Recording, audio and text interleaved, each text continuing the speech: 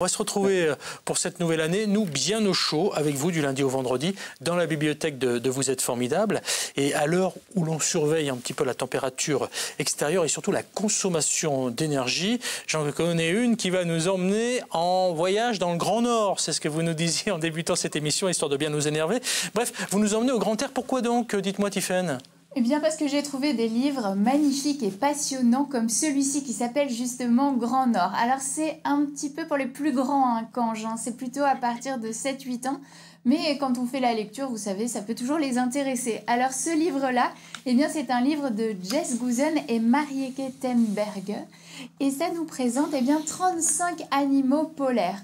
Alors c'est assez original puisque les animaux se présentent par eux-mêmes à la première personne. Ils nous disent quelles sont leurs relations familiales, leurs prédateurs, ce qu'ils aiment dans la vie. Alors ça permet aux enfants de s'identifier un peu plus à ces animaux qui sont très lointains. Et vous le voyez, il y a des gravures sur linoléum qui sont très très jolies, qui font un peu penser à de l'art inuit.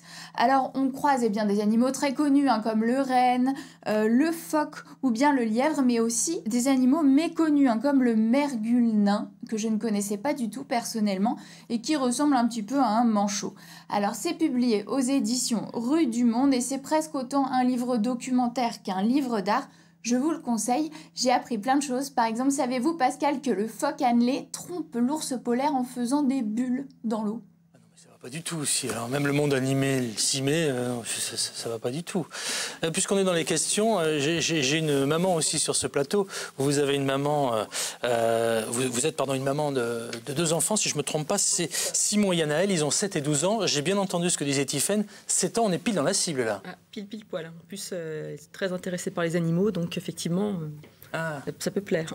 Il y a un animal dont j'ai pas compris le nom là. Vous m'avez dit vous-même ne pas le connaître. C'était quoi cet animal là? C'est le mergule nain. C'est un oiseau qui ressemble au manchot, mais comme c'est un oiseau, il vole. Ok, je vois. Parfait. Allez, on va se poser en douceur. On va se dire que pour bien connaître un endroit, rien de tel que de s'y rendre. On enfonce des portes ouvertes là, mais cette fois cap sur le sud et l'Antarctique avec un livre, on va dire, très original. C'est le moins qu'on puisse dire.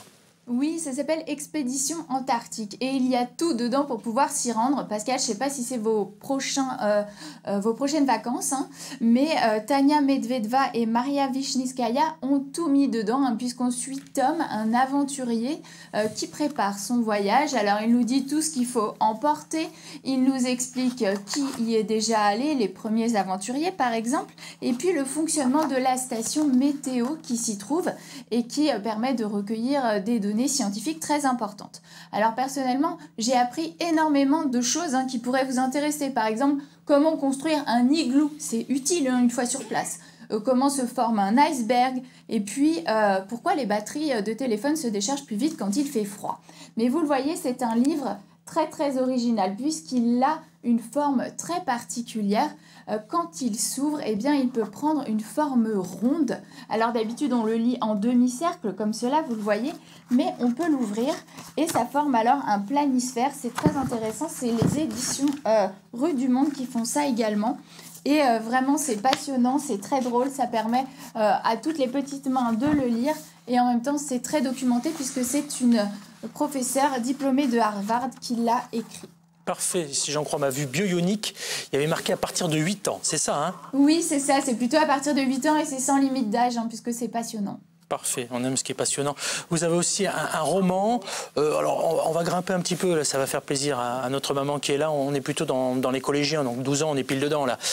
C'est quoi donc ?